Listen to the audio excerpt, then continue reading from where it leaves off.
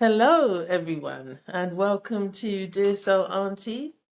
We're back again for another episode. My name's Lisa, and I'm with my lovely co-host Zainab. Hello, Zainab. How are Hello. you? I'm so well, thank you. I'm really excited for today's episode. Yeah, well, we've got a fantastic question coming from one of our viewers. Why is it so difficult to stay present, and what can I do to return to the present moment? So why is it so, they're saying, dear so auntie, why is it so difficult to stay in the present moment? And what can I do to return? So what this is that we're talking about being able to stay in the present moment continuously. Now, it's not as easy as it sounds. It's not easy as it sounds. What I think we need to do is always be aware of where we're putting our attention. You know, if we're aware of where we're putting our attention, then it's easy to kind of pull yourself back in a sense. I mean, and also there's tools as well. There's things that you can do to help you to stay in the present moment. But first and foremost, you need to have that awareness of what is the present moment anyway, this very moment right now. We're not talking about, what's going to happen tomorrow. We're not thinking about what's going to happen, what happened yesterday or half an hour ago or what's going to happen later on this evening.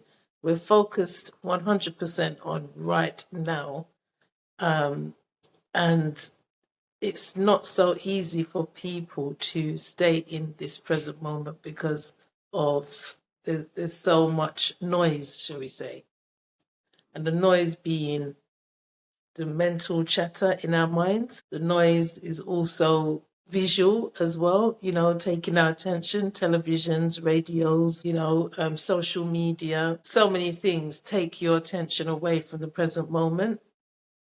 The news, all of these things take you away from this present moment because that is a medium for entertainment or just information. And also, our own anxieties also keep us away from the present moment. So, quick question to you, Zaina. What do you think about this present moment? Do you agree with what I said, or would you add Yeah. on anything there? I know this is very much your area as well, talking about mindfulness. This is a massive, like the $1 million question in my mind. Like, how do we stay in the present moment? The present moment is very elusive, actually. So it's really difficult. And it's difficult for many reasons. So in the first instance, biological and evolutionary, our mind is designed to scan for dangers, evolved that way. So what, in times gone by, it was looking for animals that could harm us, that could eat us, that kind of thing. And so looking, scanning for danger. And today's world, we're scanning for danger. What happens tomorrow? What about my mortgage? What about my husband? We're always scanning. That's an evolutionary biological thing. So that's the first thing. So that's the first Mm. barrier. And then you've got the conditioning. We live in a society where being is not seen as positive, it's seen as a time wasting. So we are a society of do, let's go, we should be doing things, we should always be doing, and actually being, just being, and being in this moment, just sitting around. And I'm not saying sitting around all day, but just being present in this present moment and appreciating the present moment is not seen as productive, it's seen as a waste of time. So we've got, it's like, socially it's not seen as a positive thing, biologically that's against us, and the mind just wants to think about the future and dwell on the past. And the trouble with living in the present moment also is that when we are present, like you, I think you said, you touched on this, that when we're present we have to deal with our shit. When we're present we have to deal with our uncomfortable. The uncomfortable comes up in the present moment. But if I think about tomorrow or next week or next year or whenever, then I don't have to think about, then I don't have to deal with whatever's coming up for me now. I push that down and just think about tomorrow, or I push that down and I dwell on yesterday. But actually, to be present means you have to be open to the stuff.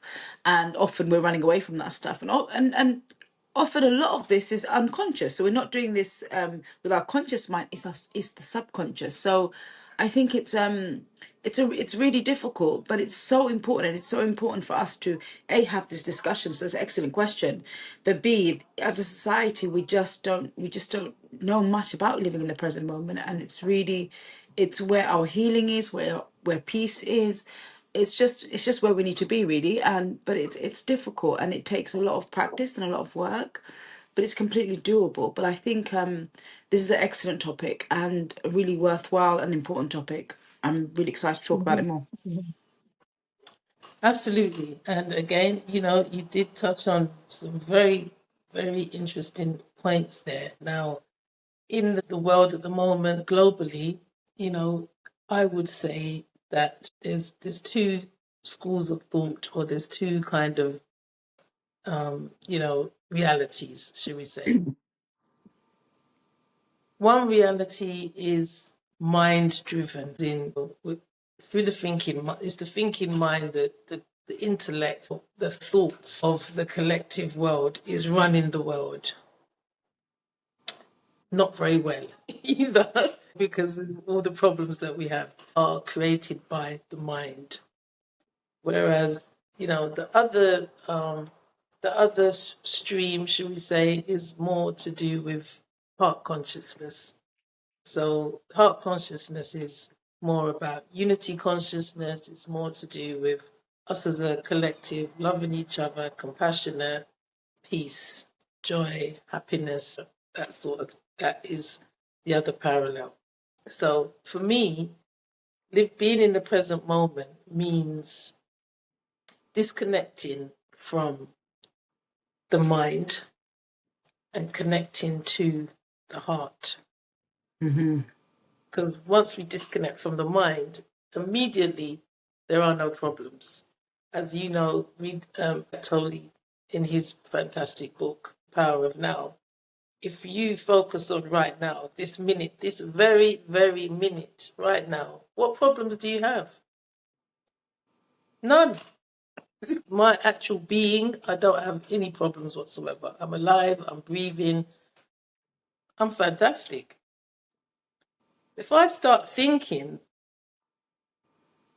if I start using my mind, or allowing the thoughts in my mind to run my life, then I've got a multitude of problems. So which one would you rather be in? And this, I think, to me, talking about how to stay in the present moment, it's about again, really about being aware of, okay, in this present moment, are you connected to your mind and thinking and the thoughts that are running through your mind, worrying about tomorrow, your job, going to work on a Monday, or what's going to happen this evening, or your husband or your children? Then yeah, you will not be in the present moment. You'll be in this worry mode in the mind. Whereas if you disconnect from that, and there are ways of doing that, sometimes it is just a matter of being aware. Okay, I'm not even going to entertain those thoughts. I'm just going to focus on right now and breathe. And I understand people say, well, that sounds very simplistic. It can't be as simple as that. Actually, it is. I just think it's about being aware. Once you're aware of how those two streams that I originally mentioned a few minutes ago, about mind and heart, you connect to your heart. You're at peace. You start doing breath work, straight away you're in the present moment. So I think we need to make it clear. You need to have that awareness of your mind, and become that watcher of your mind, to know that, okay, right now I'm actually starting to worry and think about the future or what happened in the past. I'm not doing that. What can I do to drop into the heart, focus more on heart consciousness, go deeper within myself, in this present moment, or just think, oh, okay, what's the next thought that's going to come into my mind? Nothing comes because you're now aware of your thoughts and you're in the present moment. So always think, I can easily be present. Don't think, oh, it's so difficult to be present, because then it will be. As you know, words have power, words have energy. So what do you think to that, Zainab? Do you think I'm being keeping it very oversimplistic? Or do you think we need to delve a bit Um, more into? well, I think maybe for me personally, I don't know, Lisa, but for me personally, I was tormented and terrorized by my mind for many years, for many decades, Yeah, let's say. And I could not see that it was my mind doing it. I thought the my thoughts were me and I was my thoughts. I couldn't distinguish between the two. And it wasn't till I was, I had a really bad breakdown, and then moving forward from that, I was able to appreciate that the thoughts in my mind are not me. But it took that experience to get to that understanding. I'm not saying everyone has to go through a breakdown or whatever, mm, mm, mm. but it was hard. I found it really difficult, and I speak to a lot of people, and they find it difficult also to be in the present moment. First things first, we don't have volition over our thoughts. In my mind, like, our Mm, thoughts are mm. often from our childhood, our conditioning. If you start to listen to what your thoughts say, you'll see they have a theme and a pattern, and there'll be Yeah, like a theme. And yeah. often they could be in the theme of your mum or your Mm, dad saying, you're mm, not good enough, you're not mm. great, you're whatever, just normally berating you, or something quite unpleasant, often for most of us. And Yeah, when we do something wrong, that voice goes, aha, see, I told you, you're not gonna, and it's that theme. And when you're able to stop and be present, you're able to hear that voice. And then eventually, as the more you listen and the more you become aware, the more you see, hang on a minute, this has a theme. And then yeah, you're able yeah. to then detangle yourself from it. But it is not until you're able to be present. And that, in for me, I found being present really difficult.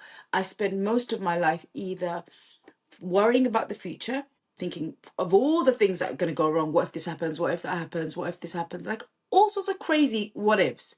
Or dwelling on the past. What if I did this? Why didn't I do that? Oh, it's so embarrassing. It was so shameful. I spent all day going forwards and backwards and spent very little time in the present moment. And for me, I found, once I read the book The Power of Now, and sort of something about that book clicked and I understood it, Oh, I me was then too. able to, Yeah, yeah, then 100%. yeah, I was then able to put in little baby steps. And from my journey has been, and for me, this is such an important topic because it's not something about something I've read in a book or something that I went to school for. For me, it is experience. I've lived this. So for me, from being anxious, depressed, suicidal, just not well, by learning to live in the present moment, step by step, baby steps, I have been able to transform my life and become someone brand new. So for me, this Yeah, is it's a topic that's like so near and dear to my heart, but it's so, so yeah, important. So I started with little things, like when I was washing my hands. So I'd be like, right, wash your hands, be present.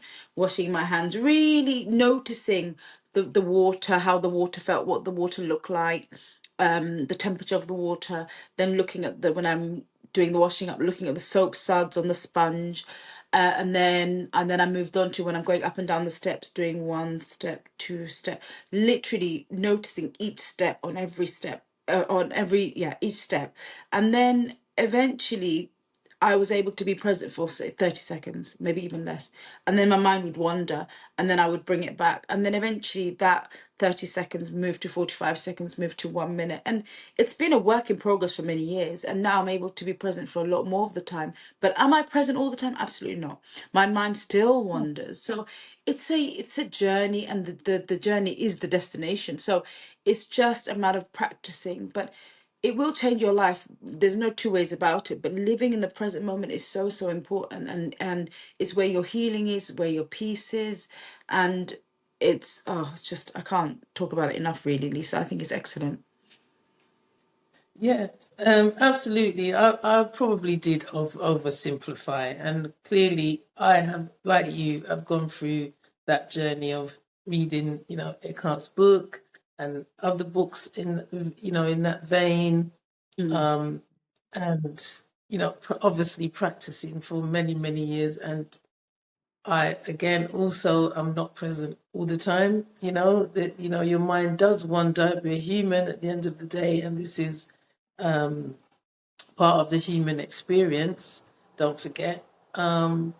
But having said that, I believe that once you become aware of Mhm. it, Mhm. it's a tool to help you to stay. There's tools to help you to stay present. One, as I said, that initial awareness, like with you, like you said, you read the book and you started to sort of implement, step by step, baby steps. That's what you do, and this is a lifelong experience. This is not something you can sort of say, right, that's it now. I know how to be present. That's it. I'll always be present for the rest of my life. It doesn't work like that.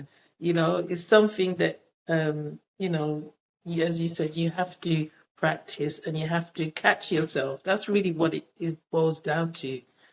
It's boiling down to being aware that, oh, I'm starting to worry, or I'm starting to think about things in the past or the future or this or that, and catching yourself and having your own set of tools, to use, um, to bring you back to the present moment. So that is why the question that came in is saying, why is it so difficult? Is because that's our human condition, unfortunately.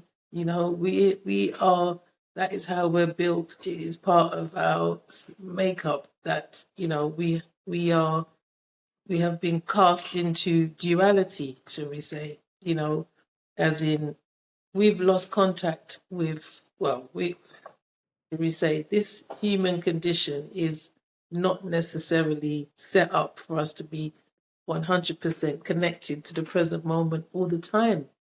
You know, Part of our human existence means that we have kind of forgotten who we are and how to, tap into all of the beautiful things within us, which means that we'd have to, be present to acknowledge that has been shrouded, that's shrouded from us, that's part of the experience.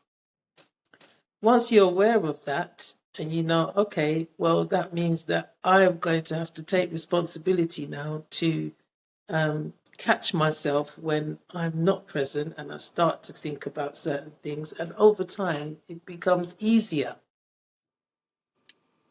Not to say that you could completely eradicate it. Some people can, but I think to be perfectly frank, most people, even those that are really well versed in this type of thing, still have to catch themselves and practice breath work, you know, meditation, chanting, listening to certain types of music, to keep them to get back to the present moment, to relax, the nervous system, to fall back into the heart and heart consciousness. So, yeah, it is fantastic when you learn how to do those things, but it's not impossible. And I think I've just given part of the answer as to why it seems so difficult is because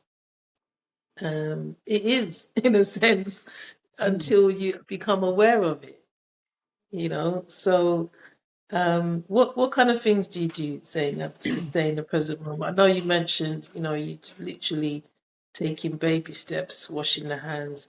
I know Mm. I've spoken to people who literally, as they're walking, they're counting their steps, they're looking at the ground, they're completely taking in their surroundings. They don't wear head headphones or earbuds, Yes. because they want to stay so present, and hear the trees whistling, hear the dogs barking, the birds. All of that is part of being present. When you put Mm. your earplugs on or headphones or something like that, straight away you're not present because you're obviously you're listening to a podcast or music or what have you. So it depends what kind of level you want to get to. Sometimes I use the headphones to really tune in to do some chanting or stuff like that, because it does bring me more into that level of meditation. But I know some people prefer when they're going on their walks, it's just them and nature, you know. So yeah, sorry, I was asking you about some of your practices. Yeah, so absolutely, using your senses is the easiest, simplest, and you don't need any special tools for that. So, what can you see right now? What can you hear? What can you taste? What can you smell? Just really looking around. And when I first began my mindfulness practice or my being present practice, I noticed so many things. Trees, I noticed so many things on my road, just walking down the road, really looking around, and so many things that I hadn't noticed for walking down this same road for like decades and never noticing things, because often I would be walking, my legs would be walking down the road, and my body was walking, but my mind was in the future, dwelling on the past, future past. So I actually was walking automatic, like an automatic autopilot, but my mind wasn't with me. So being your mind has to be where your feet are. So if you're walking, then really be there with your body. So your mind also has to be there. And often it's really difficult when we're doing tasks that we know how to do, like mundane tasks like washing, walking, doing driving, just generally just things that we know how to do on autopilot. When we're doing those things, our mind is elsewhere. So this is a great time to practice being present. So when you're walking down the road, look around. What can you really see? Look at the trees, look at the road, look at the houses, look at the number of the houses. Just really concentrate. In that concentration, you can't concentrate and really look around and really be present and thinking at the same time. So what you'll find is that thinking subsides.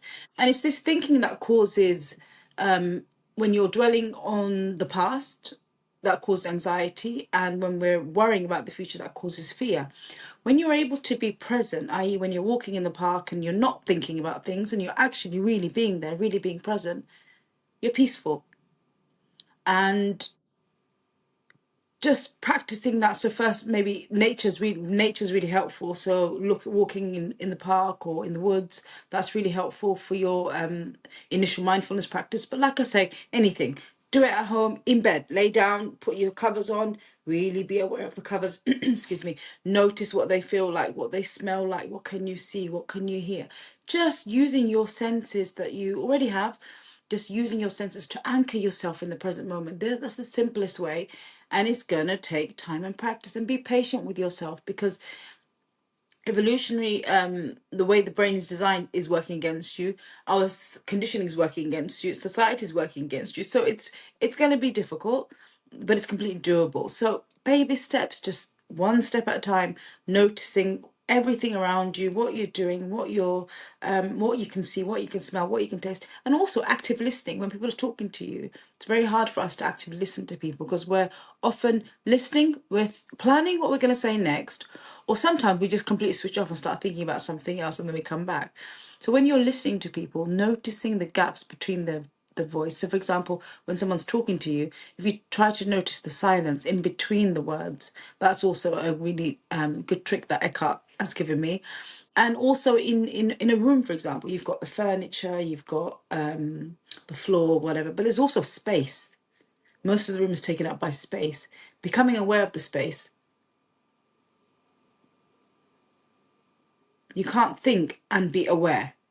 So just to summarize, really using your senses. Your senses are the easiest way to bring yourself back to the present moment. Yeah, absolutely. Thank you for that, Zainab. Yeah, I think you're absolutely right. Just keeping connection to your senses is a fantastic way, because you are not thinking at that point. You're actually looking around, you're receiving all of the information rather than creating it in your own mind about the future or the past. So I think that is really, really key. Um, and I also think that there are other things that you could incorporate. I want to talk about the how difficult this mindfulness is. And I want to take away the word difficult and put in another word, like it's possible to do. It takes time, it takes practice, but it's 100% possible to do. So I'm very much focused on keeping the words positive that Yes. that we use. So that's one thing. The second part is there's other things, as I mentioned, that we can do that will stop the mind chattering, or at least stop your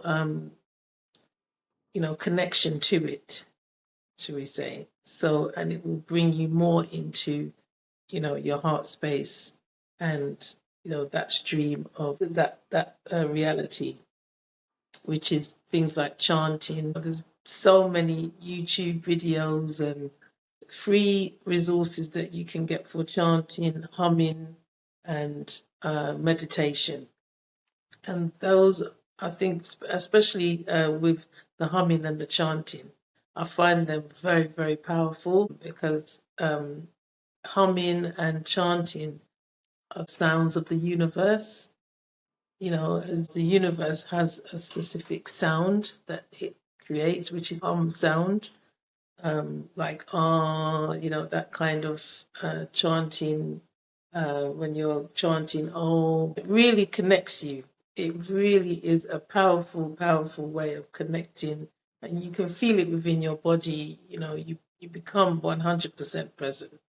And it's a fantastic feeling. It's my favorite part of type of meditation, because it's so envelops you so well that you feel like you're floating. You feel like someone just put a really nice blanket around you, and you just feel real connection. So I would, and I think maybe that's a good topic for us to talk about at some point. Some of these resources, some of these practices that we've talked about breath work.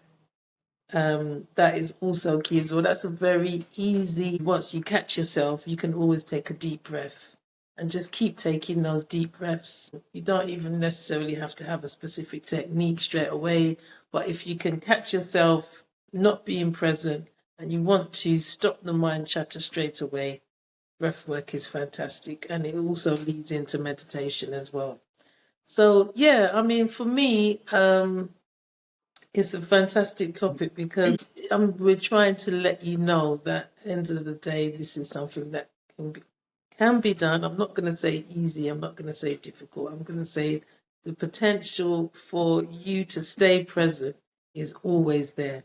But you're always going to have that potential to connect to yourself, whether it's through your breath, through chanting, through senses. That potential is always there. So please don't give up. Don't sort of say, well, this is too difficult. I'm not, I can't do this. Just keep practicing, keep trying, and keep believing that you have the potential to do this, and you will feel the benefits. Yeah, and I believe So, also, Lisa, the people that will watch this episode will be people who are in a position. I think we're always being guided, and the right resources are being put in our way. The people that will watch these episodes will be people who are in a position and a place to start their mindfulness practice and their presence practice. So I'm very hopeful that, when, like they say, when the student is ready, the teacher will appear. I feel like the people that will find this will be ready, and I hope this inspires them to get started. And it's certainly a worthwhile journey. Absolutely.